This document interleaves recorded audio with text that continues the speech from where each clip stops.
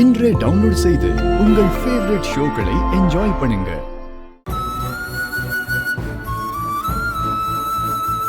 ரேவதி,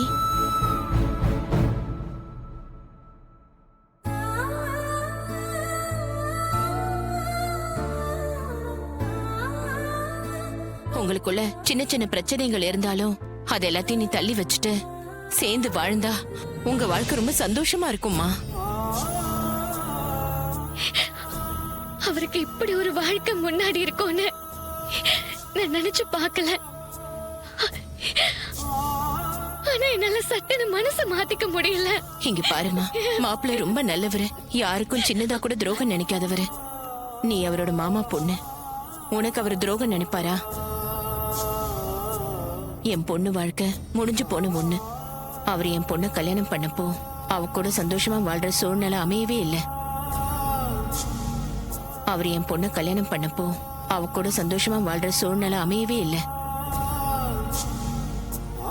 பின்னாடி அவங்க சந்தோஷமா வாழணும்னு ஆசைப்பட்ட நேரத்துல அவ போய் சேர்ந்துட்டா. இப்ப நான் உன்னை என் பொண்ணா நினைக்கிறேம்மா. நீயாச்சும் அவரோட சேர்ந்து சந்தோஷமா வாழணும். நீங்க ரெண்டு பேரும் ரொம்ப நல்லவங்க. உங்களுக்கு நல்லது மட்டும்தான் நடக்கணும்.